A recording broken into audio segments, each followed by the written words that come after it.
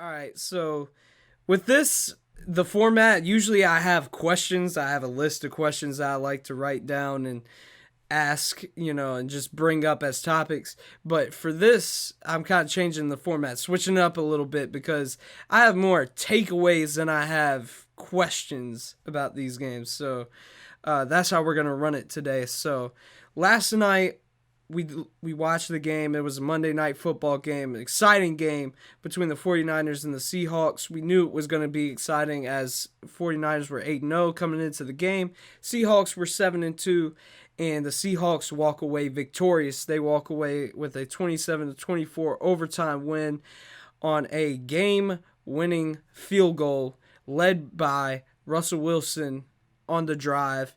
And the Seahawks, they move on to 8-2, and the 49ers, they take their first L of the season. And I have several takeaways from this game, but we'll just go, one by one and talk about each one of them and develop the topic. But my first takeaway is that obviously both of these teams are very good. Don't get it twisted. Don't let the turnovers. Each team had over 3 turnovers. I believe the Seahawks had about 3 and the 49ers had about 4. And that I don't know if that includes overtime. When you look at the ESPN stat sheet, they sometimes, I believe the yardage is off when you look at it. Because when you look at the passing yards, it's not the same as when you look at the team stats. But you look at it, both the 49ers and the Seahawks, both of them have tremendous defenses, at least with how they played last night. We know what the 49ers were made of on defense with their D-line led by the rookie Bosa, who had another monster night.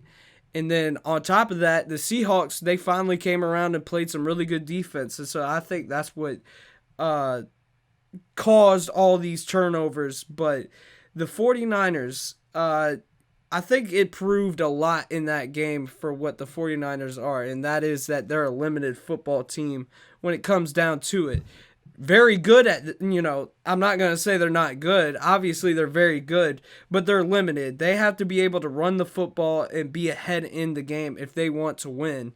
I think that played itself out in the game because when you look at the stats, in the first 4 quarters, the 49ers, for one of the first times this season, and maybe the first time all season, I would have to check, but they were outrushed 147-87 by the Seahawks, which is mind-blowing because of how the 49ers like to play offense. They like to play a ball control style offense with Tevin Coleman and their backs with Matt Burita, I think is how you say it. Is that how you say it, Hassan?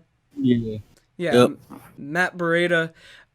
They like to control the football. They like to run it down your throat and play action off of that with Jimmy Garoppolo. And so the fact that they weren't able to run the ball, I think it proves that if you stop their running attack, kind of like with how we were talking about Dallas last week, and we'll talk about later today, uh, if you stop their running game, it's going to make it difficult for them to win. I think that played itself out. What are your thoughts on that? I basically have the same thoughts as you. The Seahawks did a good job of slowing down their run game, which counters their pass game, because a lot of their pass game comes off of play action and pass fake. I mean, and run fake. But then the Seahawks did a great job too. Russell Wilson, even though he didn't play spectacular passing wise, he managed the game. Chris Carson played good. And Russ was out there doing this thing too. But yeah, that defense, I guess it kind of gave you a little hint of a blueprint how to beat the 49ers. I mean, the 49ers did get pressure. They had 5 sacks, right? Yeah, Yeah, so it wasn't like it was a dominating game or anything like that, but I guess it showed you a blueprint on how to make Jimmy Garoppolo uh what's the word I'm looking for? I don't really know, but yeah, I guess they showed like a blueprint. We'll and have to yeah, see. it all it takes is really once with some of these teams. I mean, we see it every year with a team that starts out dominantly.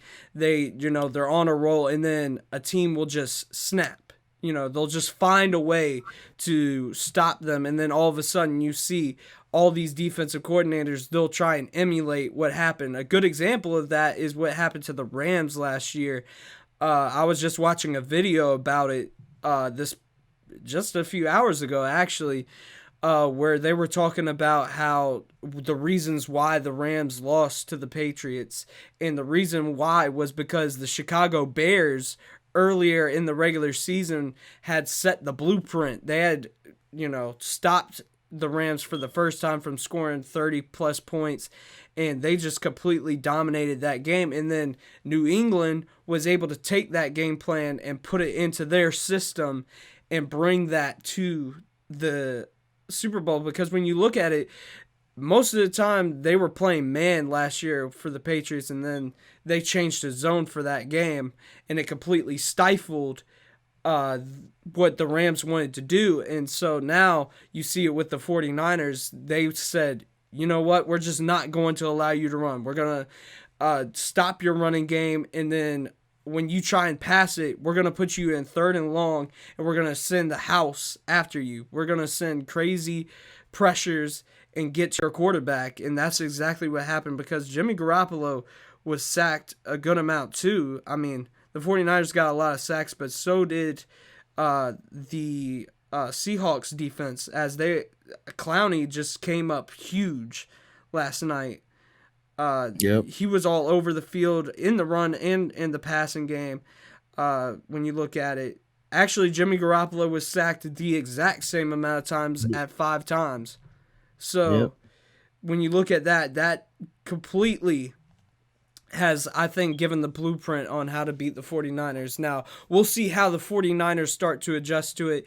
And also, you do have to take into account that Emmanuel Sanders had gotten hurt in the middle of the game. Up to that point, he had played really well during the Seahawks game when they went up 10-0. And also, George Kittle was out too. He was out the entire game with an injury. And so George Kittle is a huge part of what the 49ers want to do. And so when you take away him as a passing target, Jimmy Garoppolo, and we'll get into it, I think we could get into it right now.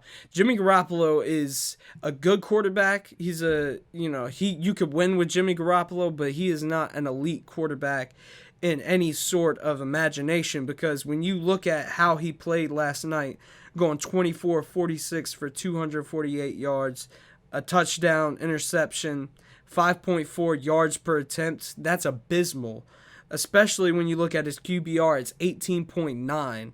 And so I think that taking away George Kittle and taking away Emmanuel Sanders and that running game, all those paired together, taking it away from him, you look at the film and you just see him when he's getting pressured by Clowney, by Ziggy Ansah, and all those cats that they got over at the Seahawks, it completely rattled him. He looked completely uncomposed in the pocket. He just looked rattled. He was making mistakes.